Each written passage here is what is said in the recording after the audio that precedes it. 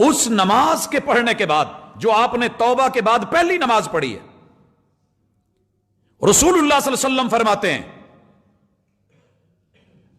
انتظار الصلاۃ بعد الصلاۃ، بلکہ اس سے پہلے آئیے اپنی عادت بنائیے اسباغ الوضوء، شدید سردی ہو یا شدید گرمی ہو وضو کو محبتوں سے کیا کریں، یہ گناہ جھاڑ دیتا ہے، صاف کر دیتا ہے، جیسے کپڑا دھل کے صاف ہوتا ہے، کما نقیت الثوب الابیض من الدنس، وضو انسان کو گناہوں سے صاف کرتا ہے، توبہ نے کر دیا، جیسے ایک کوڈ کے بعد دوسرا اور تیسرا اور پھر فنشنگ کوڈ کلر کو خوبصورت بنا دیتا ہے، ایسے ہی یہ آپ کی ذات کو، انسانیت کو، وجود کو پیارا بنا دے گا۔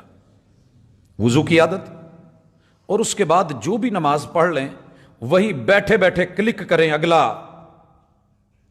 الارم، اگلا الارم، اور وہ کیا ہے؟ وہ الارم ہے انتظار الصلاۃ بعد الصلاۃ، میں نے اب جمعہ پڑھا ہے، جمعے کے بعد میں نے عصر پڑھنی ہے، بس یہ کہہ کے رب سے توفیق مانگ کے اٹھیں اور فکر لگا کے اٹھیں، فکر لگائیں اپنے آپ کو، دوسرے آپ سے اہم نہیں ہے، جن کو ٹائم دے کے وہ نماز کی بھول ہوئی ہے فویل للمصلین، او نمازی تیری بربادی کا سفر شروع ہو گیا ہے، بربادی کا سفر، نکلیے اس سے، توبہ کیجئے، استغفار کیجئے، استغفر اللہ کہیے۔ کلیہ کیا ہے؟ نسخہ کیا ہے؟ بہترین وضو بنانے سے مت گھبرائیے، کوٹ اتارنا پڑتا ہے اتاریے، یہی اتارنا مشکل ہوتا ہے نا، بازو پر کرنے مشکل ہے، اور ٹھنڈی ہوا کو فیس کرنا، آپ نے ان دنوں میں کلپ دیکھا ہوگا، بلکہ تصویر دیکھی ہوگی، کافی شیئر ہوئی، برفانی تودوں کے اندر بیٹھا ایک نوجوان برف کے اندر سے کہیں پانی ڈھونڈ کے، چاروں طرف برف ہے، وضو کر رہا ہے، موسم کی شدت، یہ برفانی تودے، یہ ساری چیزیں نفس پہ گراں ضرور ہیں، مگر جب توبہ کر لی جائے، فکر لگا لی جائے، تڑپ ہوتی ہے تو لوگ برفانی علاقوں میں گئے ہوئے ہیں کہ نہیں، شدید سردی کو انجوائے کرنے کے لیے، آئیے نماز کو انجوائے کرنے کے لیے، بربادی سے بچنے کے لیے کامیابی کی طرف بڑھیے، اور آج سے اپنی دل کی ڈائری میں یہ جملہ آپ اور میں لکھ لیں، وانتظار الصلاۃ بعد الصلاۃ، مجھے ہر نماز کے بعد اگلی نماز کا الارم، آٹو الارم لگانا ہے، مجھے فکر ہونی چاہیے، لیکن یاد رہے کہ یہاں دکھاوے کے لیے نہیں، کیونکہ متصل اس آیت کے بعد ہے الذین ھم یراؤون، دکھاوے کے لیے نہیں، اللہ کے لیے۔ دوست احباب میں بیٹھے ہوئے، یار جلدی جو بھی کام ہے سمیٹ لیں، جو مجلس ہے کر لیں، جو محفل ہے وہ دیکھ لیں، جو میٹنگ ہے وہ کر لیں، نماز عصر کا ٹائم ہونے جا رہا ہے، میں نے یہ پڑھ لی ہے، اس کے بعد عصر پڑھ لی ہے تو مغرب پڑھی ہے تو عشاء پڑھ کے فجر کی انتظار میں آپ سو گئے، رب پوری رات عبادت میں لکھ دے گا، گویا کہ آپ نے رات کو قیام کی ہے، یہ فکر۔ اور جہاں تک ہے والذین ھم علی صلواتہم یحافظون، نمازوں کی حفاظت، نمازوں کی حفاظت دو اعتبار سے ہے، ایک وقت پہ پڑھنا، سنت کے مطابق پڑھنا، خالصتاً اللہ کے لیے پڑھنا، اور شیطانی وسواس سے بچ کر کے پڑھنا، اور اس کے بارے میں کہا گیا الذین ھم فی صلاتہم خاشعون، بسا اوقات نماز کے لیے آ بھی جاتے ہیں، کھڑے بھی ہو جاتے ہیں، مگر نماز کے اندر آ کر کے شیطان حملہ آور ہوتا ہے، غضب کیا تیری یاد نے مجھے آ ستایا نماز میں، میرے وہ بھی سجدے قضا ہوئے جو ادا ہوئے تھے نماز میں۔ اس کا حل کیا ہے؟ اس کا نسخہ بھی محمد الرسول اللہ صلی اللہ علیہ وسلم نے بتایا۔ آئیے توبہ کریں، جن نمازوں میں غفلت، حفاظت میں کمی، اللہ کی توحید اور خلوص کے اندر کمی آئی، کہیں دکھاوے کے لیے پڑی گئی، تو خالصتاً اپنے رب کے لیے پڑی ہے، توبہ کر کے، ریا سے توبہ، استغفار کیجیے، اللہ سے معافی مانگ کے پلٹیے۔ اور جو نمازیں پیغمبر کی سنت سے ہٹ کے پڑھی گئی ہیں وہ محفوظ نہیں ہوئیں، وہ سیف نہیں ہوتی۔ آپ کو پتہ ہے جب ہم کوئی فائل اپلوڈ کرتے ہیں یا آن لائن کوئی کام کر رہے ہوتے ہیں، ایک بھی مسنگ ہو جائے، ایک بھی مسنگ، بار بار ایرر شو کیا جاتا ہے کہ جناب آپ کہیں کچھ چھوڑ رہے ہیں، لہذا اس کو سیو نہیں کیا جائے گا، پہلے چیک کریں۔ ہم کئی بار سکپ بھی کرتے ہیں، چھوڑنا بھی چاہتے ہیں، آگے بھی بڑھ جاتے ہیں، مگر وہ فائل ایکسپٹ نہیں ہوتی، سیو نہیں ہوتی، اپلوڈ نہیں ہوتی۔ کیوں؟ سبق حاصل کیجئے گا، تیرے رب کے ہاں دنیا ساری کہے کہ نماز ہو گئی، اگر سنت میں کوئی چیز آپ نے چھوڑی ہے، تیرے رب نے اسے منہ پہ مارنا ہے، واپس لوٹا دینا ہے۔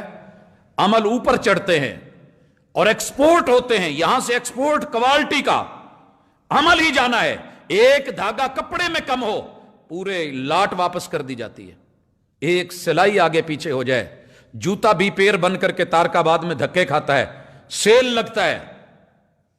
یہ تو تیرا عمل ہے اللہ کے لیے، اللہ کے لیے۔ اگر سنت کے مطابق آپ سے کوئی کمی ہوئی ہے اور آپ کسی بہت بڑی پگڑی یا دستار یا کسی بزرگ یا ہستی یا امام یا بہت بڑے ادیب اور خطیب کی وجہ سے اس کے کہنے پہ مطمئن ہو کے کیے جا رہے ہیں، اللہ کے لیے محمد رسول صلی اللہ علیہ وسلم سے بڑا اس کائنات میں امام کوئی نہیں، محمد رسول صلی اللہ علیہ وسلم سے بڑھ کے بڑا ادیب بھی کوئی نہیں، خطیب بھی کوئی نہیں، محبوب بھی کوئی نہیں۔ جب وہ اپنے صحابی کو کہہ سکتے ہیں ارجی فصلی فإنک لم تصلی، جا میرے صحابی پھر پڑھ، تین بار دہرائیں مصطفیٰ علیہ الصلوۃ والسلام اور کہیں تیری نماز نہیں ہوئی۔ آج کا ایک امتی اٹھ کے کہہ دے ہو گئی ہے، تو نے فاتحہ پڑھی یا نہیں پڑھی، ہو گئی، آمین کہی یا نہیں کہی، ہو گئی، رفع الیدین کرا یا نہیں کرا، ہو گئی، ہاتھ اوپر باندھا یا نیچے باندھا، ہو گئی۔ کہاں ہے محمد رسول صلی اللہ علیہ وسلم کا فرمان؟ پھر تیری سوچ میں اور تیری فکر میں، تیری ڈائری میں یہ جملہ کیوں نوٹ نہیں ہوا؟ علیکم بسنتی، لوگوں میری سنت تم پہ فرض ہے، واجب ہے۔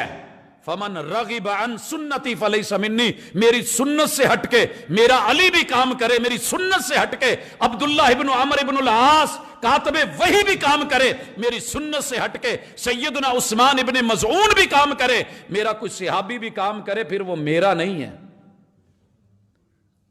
یہ حدیث سن کے تینوں صحابہ نے اپنے الفاظ واپس لے لیے تھے اور اپنا وتیرہ سنت کے مطابق کر لیا تھا۔ آپ اور میں کہاں کھڑے ہیں؟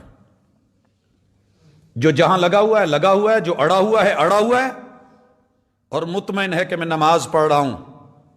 بھائیوں، مجھے آپ کی قبر میں نہیں جانا، مجھے اپنا حساب دینا ہے، لیکن اللہ نے یہ ضرور پوچھنا ہے کہ جو جانتا تھا وہ بتایا۔ ڈنڈا سوٹا زبردستی مجبور کرنا یہ میرا کام نہیں ہے، میرا ذمہ بری ہے، انشاءاللہ میرا ذمہ بری ہے۔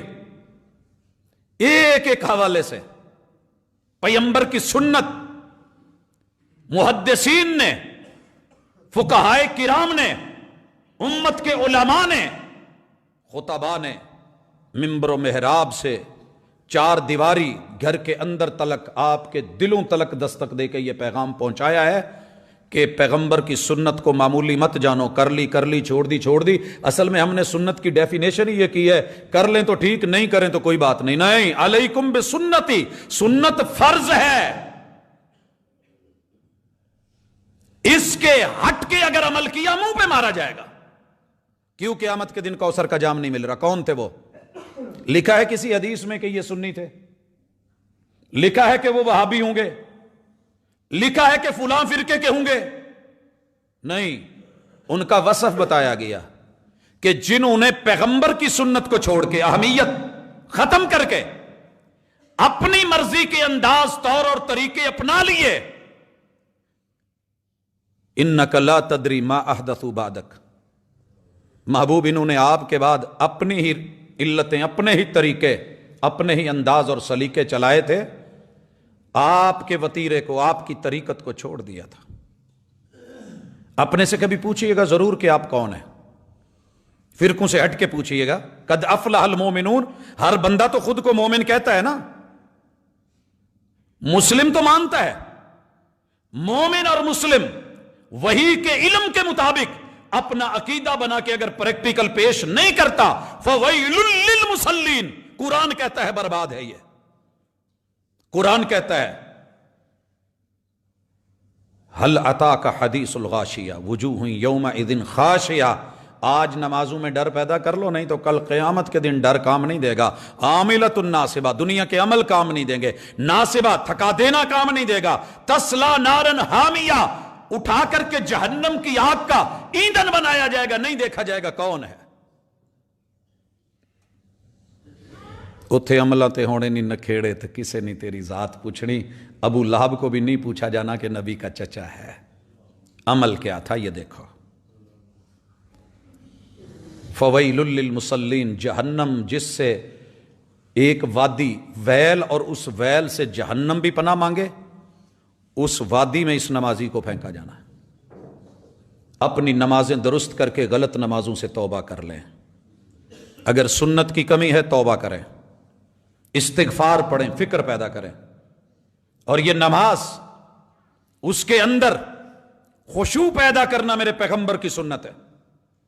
ڈرنا، اللہ تعالیٰ کے ہاں جو عذاب والی آیات ہیں ان پہ استغفار پڑھنا، نعمتوں والی آیات کو سننا، سمجھنا، سوچنا، اور پھر اللہ کی پاکیزگی دل میں بیان کرنا۔ سبحان اللہ، الحمدللہ، استغفر اللہ، لا حول ولا قوت الا باللہ۔ یہ تیرے میرے نبی کی تلاوت کا اور نماز کا وتیرہ تھا۔ کہاں ہیں آپ اور میں؟ آئیے نماز کے اندر ہم سے ہونے والی غلطیاں، اس کا نسخہ رسول اللہ صلی اللہ علیہ وسلم نے دیا۔ نماز کے اندر آ کے آپ کو اگر کوئی بہکائے گا، دم زندگی، غم زندگی، رم زندگی، سمے زندگی، پوری زندگی کے جتنے دکھ، درد، پریشانیاں، آلام، مصیبتیں، کہانیاں، وہ نماز میں یاد آتی ہیں۔ کاروبار یہاں یاد آتے ہیں، حساب و کتاب یہاں یاد آتے ہیں۔ کیا یہ نماز ہے؟ میں جو ہوا کبھی سر بسجدہ تو زمیں سے آنے لگی صدا، تیرا دل تو ہے صنم آشنا، تجھے کیا ملے گا نماز میں؟ وضو کر کے آ گیا ہے، ہزاروں بت سینے میں لے کے پھر اللہ کے سامنے جھک رہا ہے۔ پہلے بت باہر چھوڑ، اگر کسی گٹر کے اوپر کستوری کا بھی لیپ کر دیا جائے، گندگی نہ نکالی جائے تو صفائیاں نہیں ہوتی۔ من کو صاف کر کے آ، توحید لے کے آ، نیت کو صاف کر کے آ، ریا چھوڑ کے آ، اپنی سوچ اور فکر کو صاف کر کے آ، بدعات کو چھوڑ کے سنت کے مطابق آ۔ لیکن پھر بھی اگر شیطان بہکاوے ڈالے تو رسول اللہ صلی اللہ علیہ وسلم نے طریقہ بتایا۔ آپ نماز میں ہیں، آپ فاتحہ پہ پہنچے ہیں، الحمدللہ رب العالمین، اور اچانک ذہن میں آیا کہ میری تو موبائل کی بیل بند نہیں ہے۔ اچھا، یہ اگر بج گیا تو کیا ہوگا؟ اور یہ چودھری ہے بھی ایسا، دوسرے کے پاس، دوست کے پاس جائے گا، یار انہوں کال ملائی، جس دن بیل بند کرنی رہ گئی ہو اس دن ضرور لگے گی۔ اب وہ بار بار لگا رہا ہے، اسے بھی پتہ ہے نماز کا ٹائم ہے، لیکن وہ نہیں، اسے بٹھایا، فارغ کیا، اسے نماز میں لے جا کر کے مشغول کیا، اور پھر اوپر سے جہالت کے صدقے وہ جی نماز میں حرکت کی تو نماز ٹوٹ جائے گی۔ بھائیو، نماز میں حرکت نماز کی بہتری کے لیے کی جا سکتی ہے۔ نماز کی بہتری کے لیے نماز میں حرکت کی جا سکتی ہے۔ رسول اللہ صلی اللہ علیہ وسلم نماز پڑھ رہے تھے، آپ نے سترہ رکھا ہوا ہے اور بکری کا یا بھیڑ کا بچہ گزرنا چاہ رہا ہے، میرے محبوب نماز کے اندر آگے بڑھے ہیں اور سترے کے قریب ہو گئے ہیں، اسے نہیں گزرنے دیا، پیچھے سے گزارا ہے، کیونکہ جہاں بندہ سجدہ کرتا ہے اور جہاں کھڑا ہوتا ہے اس کی درمیانی جگہ سے گزرنا شیطان کا کام ہوتا ہے۔ انسان بھی گزرے، ہاتھ کے اشارے سے روکو، نہیں رکتا، فَضْرِبُوهُ فَإِنَّهُ شیطان۔ مومن مسلمان تو وہ ہوتا ہے جو نمازی کے سامنے سے نہیں گزرتا، لا علم تا نہیں خیال آیا، گزرنے لگا ہے، ہاتھ کا اشارہ ہے تو لڑے نہیں، رکے، اگر یہ نہیں رک رہا مار دو اس کو، یہ شیطان ہے۔ اور اگر نہ دکھنے والا شیطان ہو، نہ دکھنے والا، پھر کیا کریں؟ نماز کے اندر آپ اپنی بائیں طرف اس کی طرف تھوکنے کا، یہ اجازت ہے آپ کو، اس سے نماز خراب نہیں ہوگی۔ موبائل آن ہے، اس بیل چل گئی ہے، اس کو نکالیں، نکال کے بیل بند کر دیں۔ نماز میں خشوع ضروری ہے۔ کیوں کہا گیا کہ کھانا لگا ہو تو نماز نہیں ہوتی؟ حالانکہ جماعت کا ٹائم ہے، نماز کا ٹائم ہے، لیکن اگر بھوک شدید ہے اور نماز میں جا کے کھانے کی سوچنی ہے، پھر ایسی نماز کا کیا فائدہ؟ کہا پہلے کھانا کھا لے۔ کوئی بندہ نماز نہ پڑھے وہو یدافعہ الاخبثان، اس کو پیشاب یا پخانہ دھکیل رہا ہو، پریشر بنا ہوا ہو، ایسی حالت میں کہ چلیں 4 رکعت پڑھ کے 2 پڑھ کے پھر کر لوں گا، نہیں، کہا پہلے واش روم جائے، بھلے جماعت نکل جائے، لیکن نماز میں حاضر ہو تو خشوع اور خضوع ضروری ہے۔ الذین هم فی صلاتہم خاشعون، خشوع اور خضوع سے، انہماک سے پڑھیے اور شیطان کی طرف تھوکیے۔ یہ مت سمجھیے گا کہ جو بائیں طرف مقتدی کھڑا ہے وہ شیطان ہے اور میں اس پہ تھوک رہا ہوں۔ بڑا اعتراض اٹھایا ہے لوگوں نے، ہمیں رسول صلی اللہ علیہ وسلم کی بات ماننی ہے۔ یہ حدیث میں نے جب پڑھی تھی، میں کئی دفعہ ذکر کر چکا ہوں کہ میں بہت سمجھنے کی کوشش کر رہا تھا، لیکن یہ لفظ ہضم نہیں ہو رہے تھے کہ مسجد میں نماز میں بائیں طرف تھوکا جائے گا، یہ رسول صلی اللہ علیہ وسلم کا فرمان۔ ہاں سمجھ آیا جب 2005 یا 6 میں غالباً میں ملت ڈگری کالج سے اور ملت چوک والے اشارے پہ رکنے کے بعد اگلے عزیز فاطمہ والے اشارے سے جو راجہ روڈ آتا ہے اس پہ آیا، تو ایک بائک، بچہ ہے اس کے ساتھ، بہن ہے یا جو بھی ہے رشتے میں، اس کو کاواساکی والے کچھ اسٹوڈنٹس چھیڑ رہے تھے اور نوجوان اس کے خلاف جو ہے غلط حرکات میں، بڑی کوشش کی لیکن وہ باز نہ آئے، تو لڑکی نے پیچھے منہ کر کے جب ان کی طرف زور سے تھوکا تو ماشاءاللہ دونوں کی ریسیں ڈھیلی پڑ گئی، بریکیں لگ گئیں، پیچھے ہٹ گئے۔ یہ نفرت کا اظہار، اگر اس سے انسانی شیطان اتنا بھاگ سکتا ہے تو جو جینون شیطان ہے وہ کتنا پیچھے ہٹے گا؟